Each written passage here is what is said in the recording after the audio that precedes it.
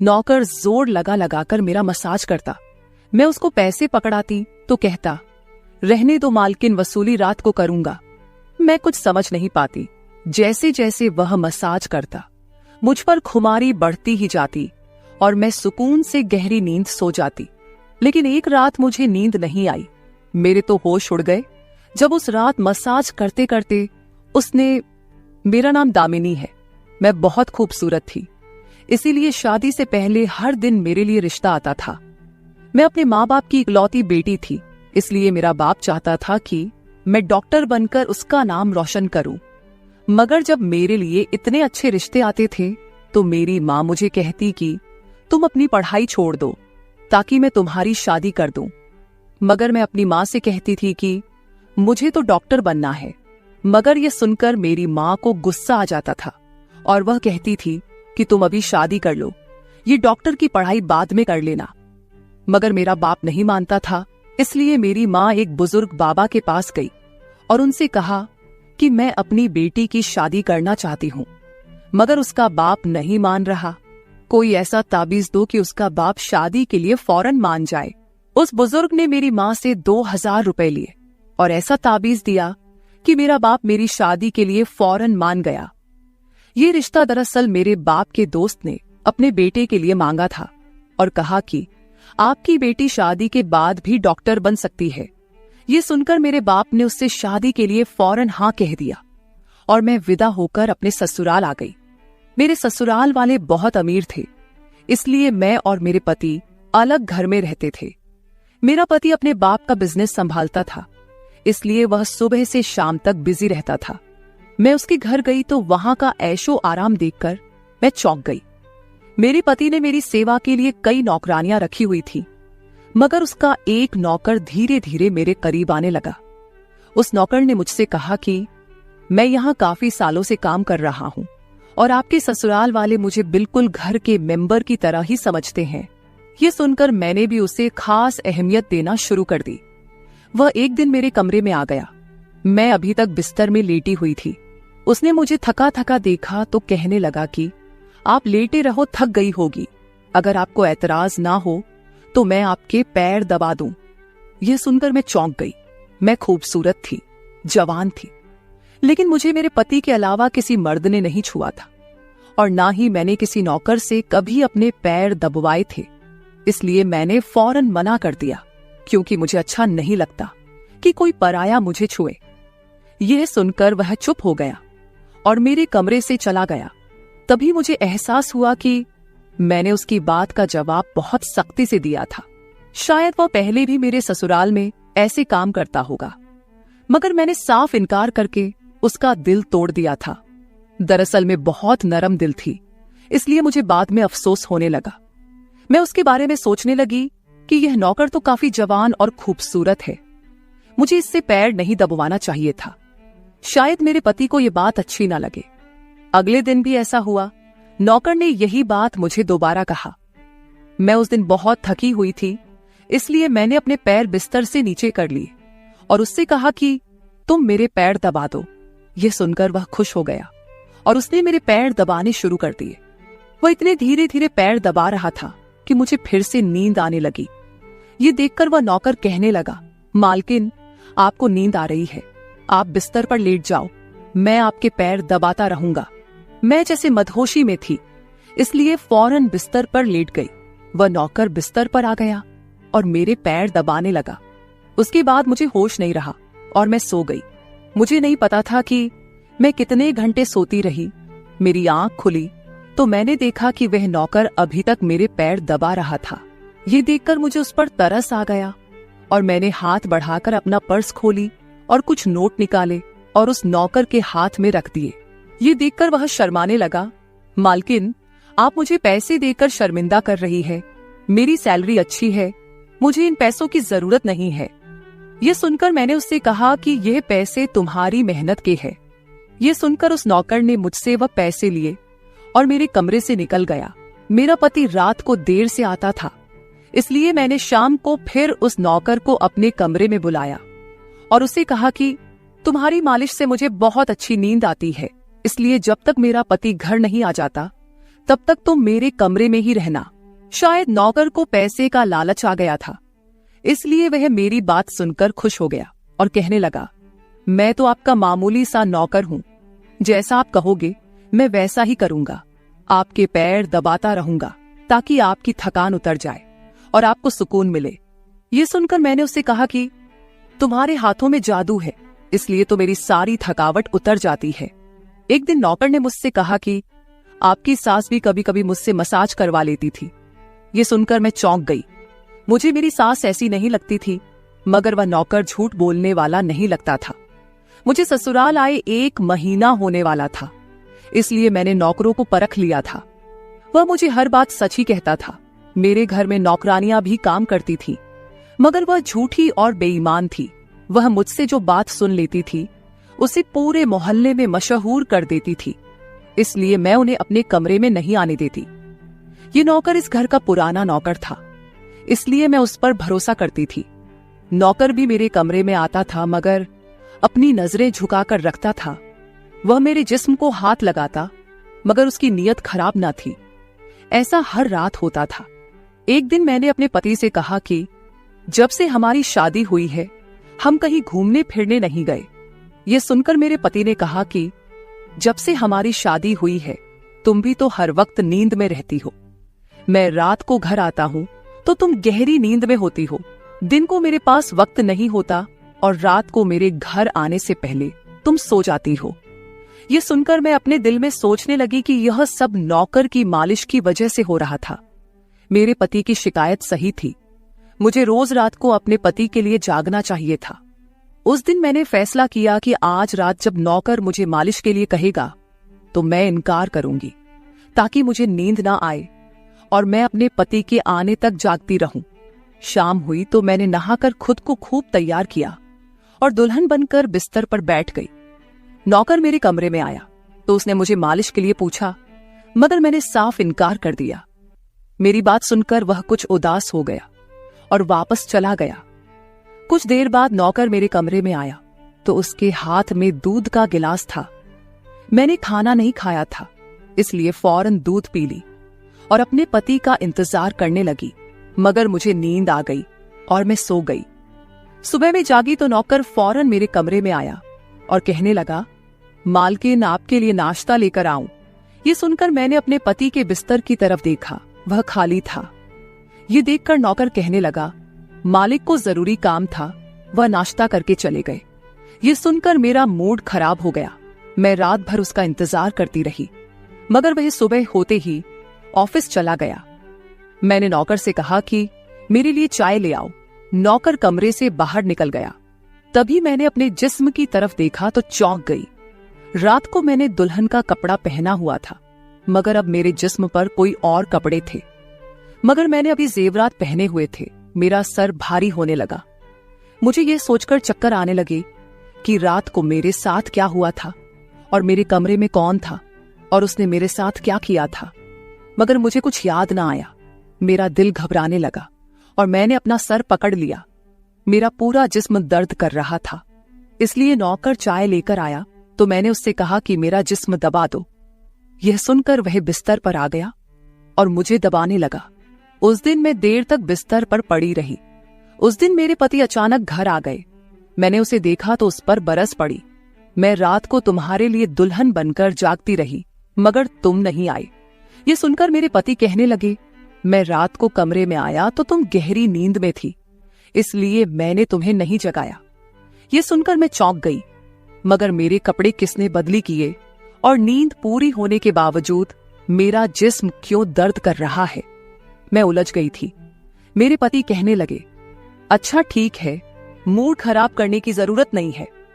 मुझे आज रात एक काम के सिलसिले में बाहर जाना है, इसलिए देर हो जाएगी, मगर अभी मेरे पास 3-4 घंटा फ्री है। अगर तुम कहो तो हम अभी कहीं बाहर जा सकते हैं। ये सुनकर मेरा मूड खुद ब खुद ठीक हो गया और मैं सारी रात वाली बातों को भूलकर खुश हो गई। शादी के बाद यह पहला मौका था कि मैं अपने पति के साथ कहीं बाहर जा रही थी। मैं जल्दी जल्दी तैयार होने लगी, जबकि मेरा पति गाड़ी में बैठकर मेरा इंतजार करने लगा। उस वक्त नौकर मेरे कमरे में आ गया और मुझसे पूछा, मालकिन, आप कहीं जा रही हैं क्या? ये सुनकर मैंने उससे कहा कि हाँ, मगर तुम क्यों पूछ रहे हो? ये सुनकर नौकर कहने लगा, मैं आपका नौकर हूं, मगर आपको यही सलाह दूंगा कि आप बाहर नहीं जाओ, क्योंकि आपका जिस्म थक जाएगा। ये सुनकर मुझे गुस्सा आ गया और मैंने उससे कहा कि तुम मेरे नौकर हो, मेरे पति बनने की कोशिश मत करो। ये कहकर मैं बाहर चली गई। न जाने मुझे किस बात पर गुस्सा आ गया था। मैंने उस नौकर को खूब खरी खरी सुना दी। वह भी अपनी औकात जान गया था। तभी तो मैं जब घर आई तो वह मेरे सामने नहीं आया। मेरे पति मुझे गेट पर उतारकर वापस बाहर जा चुके थे। जबकि मैं अंदर आई तो मेरा सारा जिस्म बुरी तरह दुख रहा था। शायद मेरे जिस्म को मालिश की आदत हो गई थी। तभी तो रात होते ही वह मालिश के लिए तड़पने लगता था। लेकिन मैंने उस नौकर को नाराज कर दिया था, इसलिए आज वह मेरी मालिश करने नहीं आया।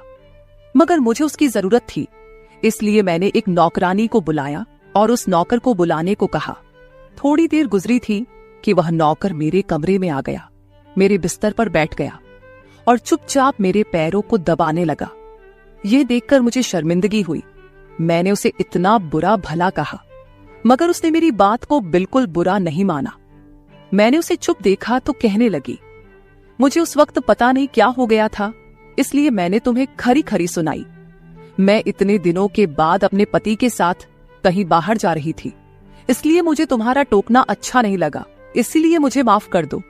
मैं उसकी मालकिन थी और उसे इस काम के पैसे देती थी, मगर अब भी मुझ में इंसानियत जिंदा थी, इसलिए मैंने मालिक होकर भी नौकर से माफी मांग ली। क्योंकि वह भले ही नौकर था, मगर वह एक इंसान भी तो था। मेरी बात सुनकर वह नौकर कहने लगा, मैं आपका नौकर हूं, इस काम के लिए मैं आपसे सैलरी लेता हूं, इसलिए आपको हक है, आप जो चाहे मुझे कह दे। ये सुनकर मैं चुप हो गई, मगर मैंने सोच लिया था कि आइंदा इससे ऐसा कुछ नहीं कहूंगी। वह उस रात देर तक मेरी मालिश करता रहा और फिर मुझे नींद आ गई। मुझे नहीं पता था कि नौकर मेरे कमरे से कब निकला और कब मेरे पति घर पर आए। मैं सुबह उठी तो मेरा पति बाथरूम में था और बाहर जाने के लिए तैयार हो रहा था। मैं उसे हैरानी से देखने लगी। पता नहीं आजकल मुझे क्या हो रहा था। नौकर की मालिश से मुझे इतनी गहरी नींद आती कि मुझे किसी बात का होश ना रहता था। मुझे इस बात का भी पता नहीं चलता था कि मेरा पति कब कमरे में आता था। मैं सोचने लगी कि इस नौकर की मालिश में ऐसा क्या जादू था कि वह मेरे पति के आने से पहले ही मेरी मालिश करता, तो मैं अचानक गहरी नींद में सो जाती थी। सुबह जब मैं उठती तो मेरा सर भारी महसूस होता और मैं चलने फिरने के काबिल नहीं रहती। मगर यह बात मैंने अपने पति को नहीं बताई, क्योंकि मैं नहीं चाहती थी कि ये बात मेरे पति को पता चले कि मैं उस नौकर से मसाज करवाती थी। एक दिन मेरा पति दिन के वक्त घर पर ही रहा। मैंने नौकर से घर के सारे काम करवाए, अपने कमरे में नहीं आने दिया। नौकर भी घर के सारे काम करता रहा और मसाज वाली बात किसी के सामने अपने मुंह से नहीं निकाली। मैं भी चाहती थी कि यह बात किसी को पता ना चले। इस दौरान जब मेरा पति घर से बाहर जाता था, मैं उस नौकर को कमरे में बुला लेती थी। मगर एक दिन मेरा पति अचानक ही घर आ गया और मैं कमरे में थी। यह देखकर मैं बहुत घबरा गई और सोचा कि पति के आने से पहले नौकर को भगा दूं। मगर यह नौकर भी बड़ा समझदार था। मेरे पति के आने से पहले दूसरे काम पर लग गया और मेरे पति को कुछ पता नहीं चला। मैं मसाज घर की नौकरानियों से भी करवा सकती थी, मगर उस नौकर के हाथ में क्या जादू था कि मैं उसे हर रोज अपने कमरे में बुला लेती थी। मुझे पता नहीं क्या हो जा रहा था। जिस रात मैं नौकर से मसाज नहीं करवाती थी, उस रात मेरे पूरे जिस्म में दर्द हो जाता था। सुबह में जागती तो मेरा सर भारी हो जाता था और मुझे थकान भी हो जाती थी। एक रात मैंने नौकर से मालिश करवाई और गहरी नींद सो गई। सुबह मेरी आंख खुली तो फिर से मेरे कपड़े चेंज हो चुके थे। ये क्या माजरा था? ऐसा कौन करता था? क्या मेरा पति मेरे साथ ऐसा कर रहा था? मैं सोच में पड़ गई। मैंने शीशे के सामने जाकर देखा तो चौंक गई।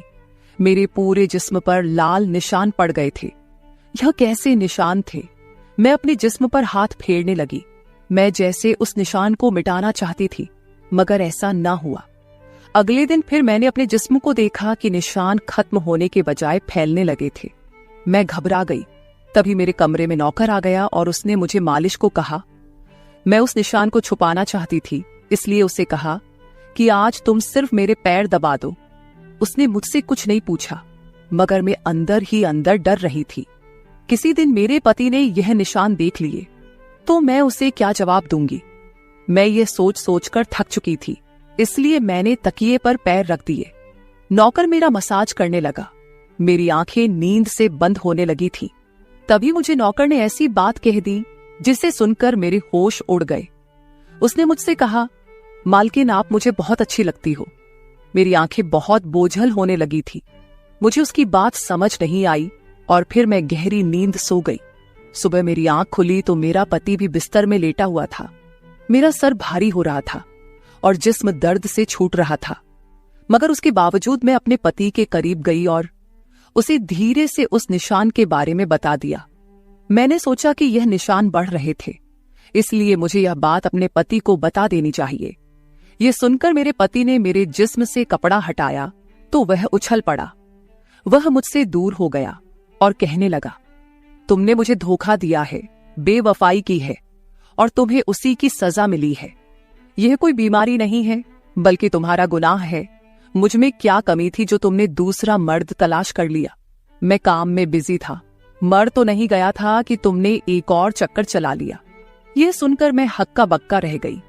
मैंने उससे कहा कि यह आप कैसी बातें कर रहे हैं, मैं बेकसूर हूं।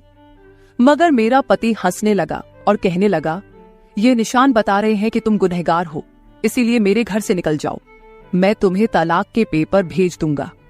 उसने मुझे धक्के मार मार कर घर से निकाल दिया। मैं रोते हुए अपने माँ बाप के घर आ गई और उन्हें अपनी बेगुनाही का यकीन दिलाया। वह मेरे अपने थे, इसलिए उन्होंने यकीन कर लिया। उन्होंने कहा कि वह मेरे पति से बात करने जाएंगे, मगर उनके जाने से पहले ही तलाक के कागज आ गए और मेरी हंसती मुस्कुराती दुनिया उजड़ गई। मैं इसका जिम्मेदार किसको ठहराती? कोई भी तो नहीं था। मैं कई दिनों तक रोती रही। मुझे ऐसा लगने लगा था जैसे मैं मरने वाली थी। एक दिन मेरी माँ मेरे कमरे में आई और कहने लगी कि तुमसे कोई मिलने आया है। मैं भागकर गई कि शायद मेरे पति आए हो, उसे मेरी बेगुनाही का एहसास हो गया हो। मगर वहां मेरा पति नहीं था, बल्कि वही नौकर था जो उसके घर काम करता था। मैंने उसे आने का कारण पूछा तो वह कहने लगा, मैं आपके उन निशानों के बारे में जानता हूं। यह सुनकर मैं चौंक गई। मैंने उसको कसकर पकड़ा और उसकी शर्ट का बटन एक झटके से खोल दिया। मुझे अब समझ आया कि मेरे पति ने मुझ पर इतने गंदे इल्जाम क्यों लगाए थे। ये कहकर मैंने नौकर के सीने पर मुक्के मारने शुरू कर दिए।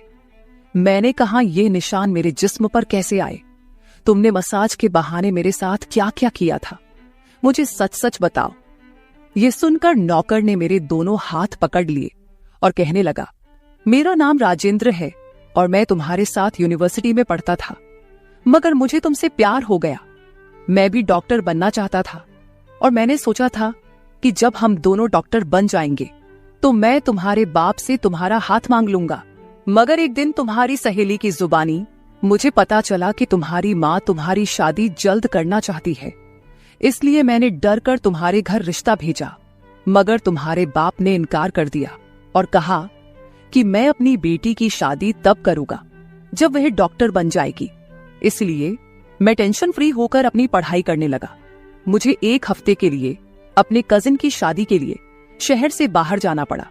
तभी तुम्हारी शादी हो गई। वह यह सब मुझसे कह रहा था और मैं चुपचाप उसे देख रही थी। जब मैं वापस आया तो मेरी मोहब्बत किसी और की दुल्हन बन चुकी थी। मैं तुम्हारे प्यार और दीवानगी में तुम्हारे ही घर का नौकर बन गया ताकि मैं तुम्हारे करीब रह सकूं। मैं तुम्हारे करीब आना चाहता था, इसलिए मसाज के बहाने तुम्हारे कमरे में आ जाता था और रात को तुम्हारे दूध में बेहोशी की दवा मिला देता था ताकि तुम सोती रहो और तुम्हारा पति तुम्हारे करीब ना आ सके, क्योंकि तुम मेरी थी। मैं तुम्हें किसी और के करीब नहीं देख सकता था। ये सुनकर मैं हक्का बक्का रह गई। क्या तुमने मेरे साथ कभी कुछ गलत किया? ये सुनकर उसने मेरा हाथ अपने सर पर रख लिया और कहा, मैं तुमसे प्यार करता था, इसलिए तुम्हारी इजाजत के बगैर मैं तुम्हारे साथ कुछ नहीं करना चाहता था। ये सुनकर मैंने उस निशान की तरफ इशारा किया जो हम दोनों के जिस्म पर थे। ये सुनकर वह हंस दिया और कहा कि मैं डॉक्टर हूं और यह सिर्फ इन्फेक्शन है। ये मैंने इसलिए किया ताकि तुम्हारे पति को हम दोनों के ऊपर शक हो जाए। ये कहकर उसने मुझसे माफी मांग ली और मैंने पूरे 1 साल उसे सजा देने के बाद माफ कर दिया और फिर उसके साथ शादी कर ली। तो मेरे प्यारे दोस्तों, ये थी हमारी आज की छोटी सी कहानी। आपको ये कहानी कैसी लगी कमेंट करके जरूर बताएं। अगर आपको ये कहानी पसंद आई हो तो इसे लाइक करें और अपने दोस्तों के साथ शेयर करें।